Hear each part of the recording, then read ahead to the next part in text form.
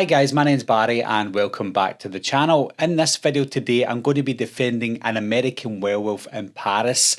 Now this is going to be a hard task because generally speaking, An American Werewolf in Paris is considered not just a bad movie, but it's considered one of the worst horror movies of all time. Definitely considered one of the worst sequels of all time, obviously because of how good An American Werewolf in London is. So this is going to be a hard task because I genuinely do like this movie, and I don't know if it's because when I watched the movie I was just a teenager and I loved all horror movies back then, but when I watched it again for this video, I watched it and I still thought to myself, do you know what? This is still a good movie, and I don't know if it helped because I did see it when I was younger and I liked it and it just brought back some nostalgic feelings. I don't know, but at the same time, I'm just like, do you know what? This movie is not as bad as people are making it out to be. Therefore, I feel like this movie feels like to me, this movie needs to be defended. Now, I do have to confess that werewolf movies are my weakness. There's something about werewolf movies that are scary to me, even as an adult. When I watch a werewolf movie, there's something about it that scares me more than other films that I see that are supposed to be scarier. Even really bad werewolf movies are good to me, like the movie Howl from a few years ago. Just, there's something about them that is just scary, and I think it all stems from when I was younger. I watched An American Werewolf in London when I was a kid, and it scarred me for a few years because I absolutely loved it, but I was still scared of it. And I lived down this street when I was younger, and there was this long lane that it takes about maybe 3 or 4 minutes to get from one end to the other, and there's no way out apart from going through it or coming back. You can't go over the left of it and you can't go over the right of it. So there's this 3-minute walk, and I used to have a dream and visions of getting halfway down the lane, and at the end of the lane I would see a werewolf at the very end, and it sees me and it starts running towards me, and there's no way out but back the way. And in this dream or vision, I would have to get all the way back from halfway down the lane to the very end before the werewolf gets to me. That's how much werewolf movies scarred me when I was a kid. And growing up with that feeling, watching a werewolf movie, I would be like, wow, this is really good. So even if it's not great, it's still good to me. Just to show how bad this movie is supposed to be, the film gets 7% from critics on Rotten Tomatoes, and it gets 30% from audiences on Rotten Tomatoes. So the general consensus is, this is a dog shit movie. Something any movie benefits from, even bad movies, is good chemistry between its characters. And you've got Brad, Andy and Chris in this film. These three are the main characters. And I think with these three people, actors and the characters, I think the chemistry between the three of them was fantastic. You almost felt like part of the crew. They're going on this journey through Europe, sort of like Eurotrip, but a horror version. And they're just having fun, they're looking at girls, they're planning what they're going to do when they're there, trying to just live free and die hard. And that's exactly what they do throughout the film. So you get to know these characters, so when something bad eventually happens to them, you care about them. So when it comes to the character development and just the way these people are, I think there's nothing you can really say that's bad about them. The acting was good, they were quite funny as well, and you just wanted to be around them. So anytime any of them were on screen, I was happy. Now, there's not just one werewolf in this film, there's a bunch of werewolves, and I like the idea in this one where they have to cage themselves into this nightclub. Not only does it protect them from being seen or being killed by humans, it also gives them the opportunity to kill whoever's been locked in this nightclub with them, and that's how they feed in this movie. If we look at the comedy in this movie, the comedy works. The comedic timing is great. There's some scenes that I was just laughing out loud because it was so funny. I know you're dead, and so do the police. There's a scene that gets me every time, and it is the condom scene. As stupid as it sounds, if you have to explain it to someone, you just have to watch this scene just to appreciate how funny this scene is. And even 26 years later, the scene is still absolutely hilarious. I want you to blow a big bubble for me.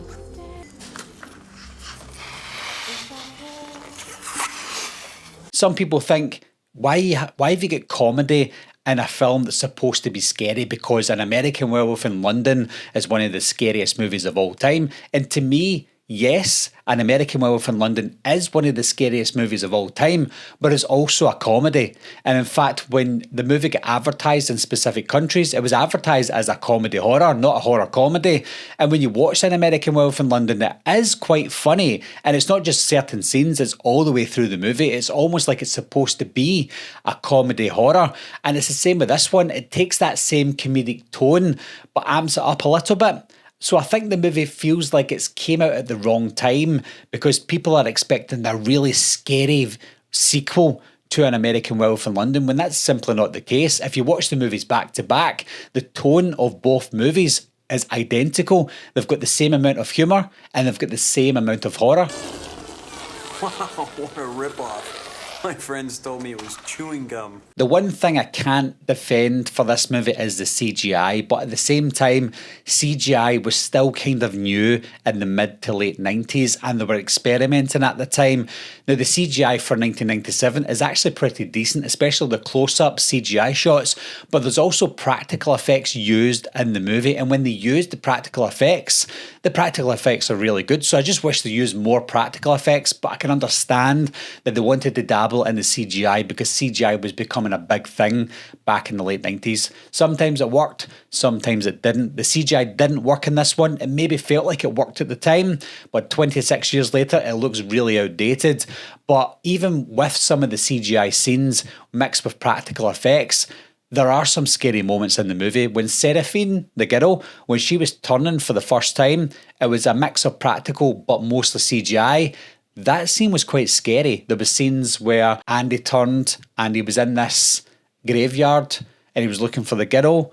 That was quite scary as well. So there were some scary moments in the nightclub when everyone's trapped and the guys were turning into werewolves. To me, that's scary because of my fear for werewolves as a kid. So some of those scenes stuck with me for years, even though it wasn't that scary. To me, it was quite scary. When it comes to the story of An American Werewolf in Paris, there was more of a story in this one than there was in the original movie. And I'm not saying it's better, it's just different. And I think the difference is it's obviously set in 1997, so they have to move the story along. And like I said, it's these bunch of people, not just one werewolf, but a bunch of werewolves that trap themselves in a nightclub. But they've also found a way to turn themselves into werewolves without waiting for that full moon. So if they want to get hungry, if they want to eat whenever they want, they use this serum that turns them into werewolves instantly. I think that's a good idea if you want to set up certain scenes, and that's exactly what they've done in this movie. They trap all these Americans in the nightclub so they can eat them all, and they put the serums into themselves. But because they do that, you can just imagine that anyone who has been bitten or scratched by a werewolf, like Andy, he needs to fight off these werewolves. So you would imagine he would get a hold of one of the serums so he can fight them off. And that's exactly what he'd done. So it's a predictable movie, but it's still a fun ride from the beginning to the end. It's hard not to compare London to Paris because obviously London is the first movie. And there's just so many scenes in that film that are so iconic. The underground scene, the moors scene at the beginning, which was absolutely frightening. You can't replicate that, and I don't think they were trying to beat that or replicate it, but they tried to do their own thing. You got the scene at the end of Paris with the subway, which is quite cool, but it was marred by the CGI, of course. But there's certain scenes in this film that you don't really give enough credit for because of the CGI. There is something there, there's something worth defending. Yes, I know that some people would consider it a bad movie, but to me, it's just not a bad film. There's bad elements to it, but it doesn't make it a bad movie. There was a scene that was deleted from the film that I haven't seen yet, where this werewolf society, they talk about the werewolves there, and they mentioned that the Kessler werewolf from An American Werewolf in London was part of that society. So that kind of links London to Paris, which sounded pretty cool. I would like to see that scene if it was filmed for us to see it. I'd like to see it. At the end of the day, guys, I think maybe most of us just weren't ready for a sequel at this moment in time. Maybe some of us just wanted something a lot darker than we got, and I can understand why people would want a darker werewolf movie. I can understand why some people wouldn't want a sequel to it. The good thing is we didn't get a remake. I know that remakes weren't big at the time. I know we got Psycho in 1998, but remakes weren't massive at the time. All we were really looking for was sequels at the time, and that's exactly what we got. Nobody asked for it, but nobody didn't ask for it either. It's just one of those movies that popped up and we thought, oh, there's a sequel to An American Werewolf in London. I wonder how that's going to go. And overall, it didn't go well for people. But for me, I actually really enjoyed it. So what are your thoughts on An American Werewolf in Paris, guys? Is it a really bad film? Are the critics and the overall audiences correct on it? Leave your comments down below. Let me know what you think of the movie. And if you think it's good like me, let me know down below the certain things about it that you enjoyed. Maybe it's the same as me. Maybe it's different. As always, guys, thanks a lot for watching. Thanks for subscribing. And I'll see you soon. Bye-bye. What are you waiting for, huh? Coming to get you, Barbara.